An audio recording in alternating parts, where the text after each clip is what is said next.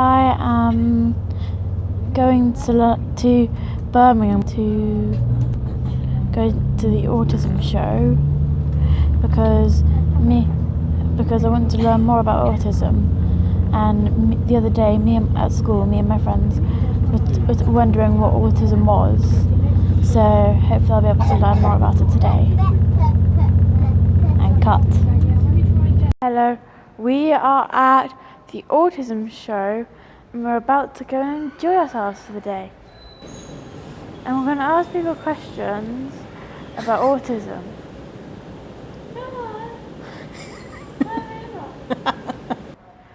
I've got a few more words to say.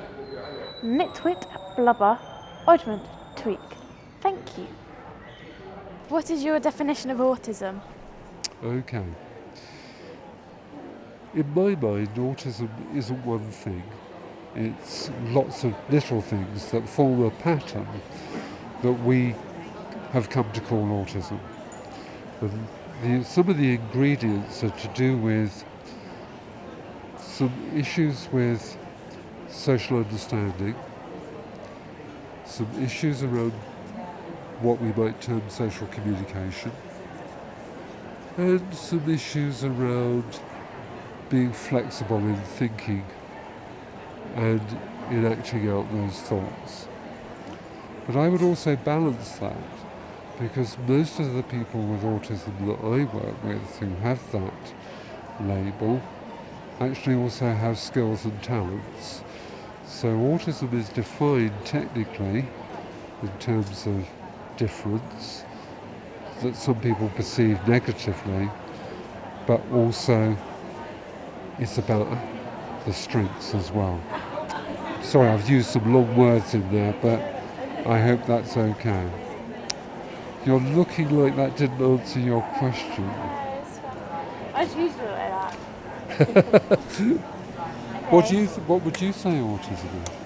Oh, I don't really know. That's kind of one of the reasons why I came here, just to find out a bit more about it. I think the most important thing is to get to know that person. Get to know them really well, what they like, what they enjoy, what they're good at, as well as recognising the things they find tricky, recognising that they may dislike certain things, and finding out about the individual is the most important thing. Because although we've just talked about autism, all people who have autism, they're all different. There are no two people who are the same. So the secret of working with people with autism and helping them is to get to know that person really, really well. Some of the people I work with autism are some of the nicest people that I know. So autism isn't necessarily a bad thing. It's just a different way of thinking and being, interacting with other people. So how can other kids help kids with autism around the school? I think first of all, the important thing is to be tolerant. These young people may act in ways that you don't understand, but try to accept them first and foremost for who they are, and try and find the good things in them, because there will be there. Look to also the adults and ask their advice. How is it best to include this young person in our games, our activities, the things we like doing? And try and learn not only from the young person themselves, but also from their parents and from the teachers about good things to do. Okay, what is your advice for teachers who are teaching students with autism?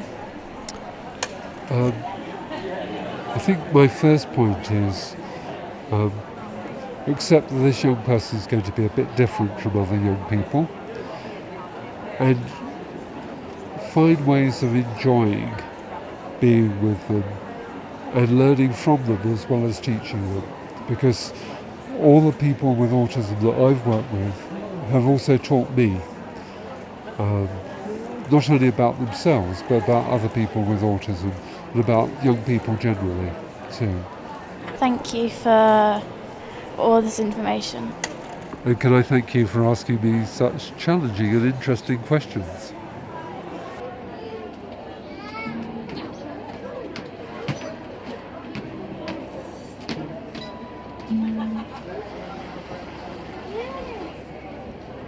What is your definition of autism?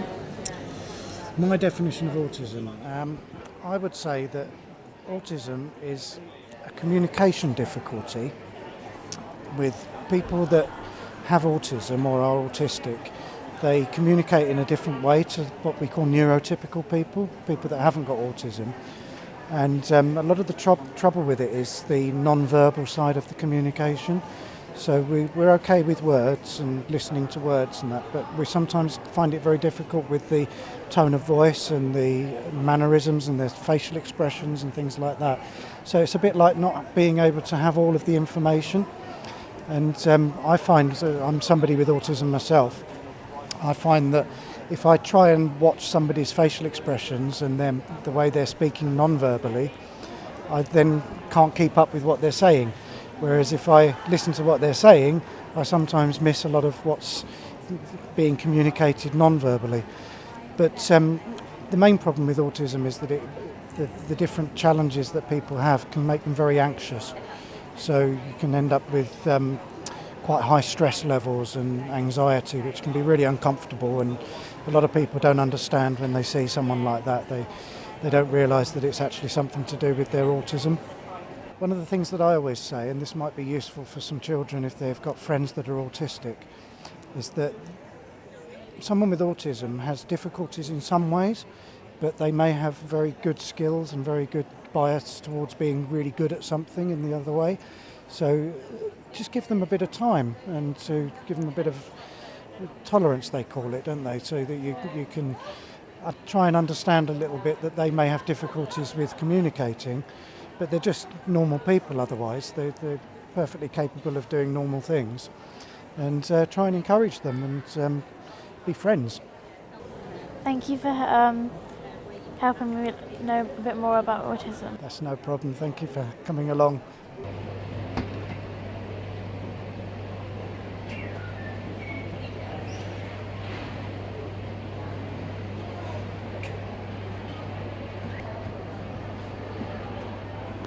It's a condition that makes someone think differently to others. It can manifest itself in lots of different ways. I know that there's a theory that actually it was a survival mechanism when we were back in hunter-gatherers, and autistic people were actually better at focusing on one particular task and actually better at surviving than everyone else. So what information would a school need to know for students there with autism? Just understand that some people think differently to you, and what might be something obvious to you is not obvious to someone with autism in certain cases, and vice versa as well. That's the advice I would give. Okay, thank you for helping me understand a bit more about autism. Thank you for interviewing me.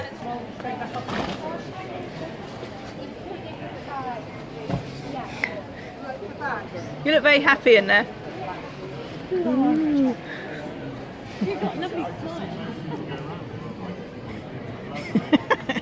What is your name and profession? My name is Mrs. Wild, and I am the head teacher of Limpsville Grange School, which is the only school in the country that is specifically for girls with autism. What's your definition of autism? Well, I think what I would say is autism is just a difference, and it's a difference that means that people sometimes find the world a bit overwhelming. They can maybe receive too much information from their senses, and they can find understanding what other people are really saying to them, what their communication means, quite difficult.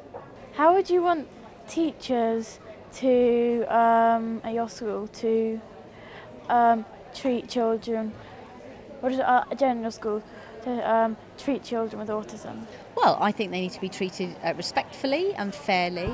I think to teach autistic children, you need to be really clear. You need to, quite often, using lots of visual aids is really helpful, and using lots of concrete ideas to explain what you're saying is really helpful. And I think whatever you do, you've got to have high expectations so that that young autistic person can be the best that they can be. That's our school motto. Is it? Yeah. Oh, well, excellent. All right. Thank you for teaching me a bit more about autism. Well, that's very kind of you to ask me to be interviewed. Thank you. I've been at the Autism show in Birmingham. It was really fun. Some people told me like their different ideas and like how like autism should be, like kind of people with autism should be treated. Good night.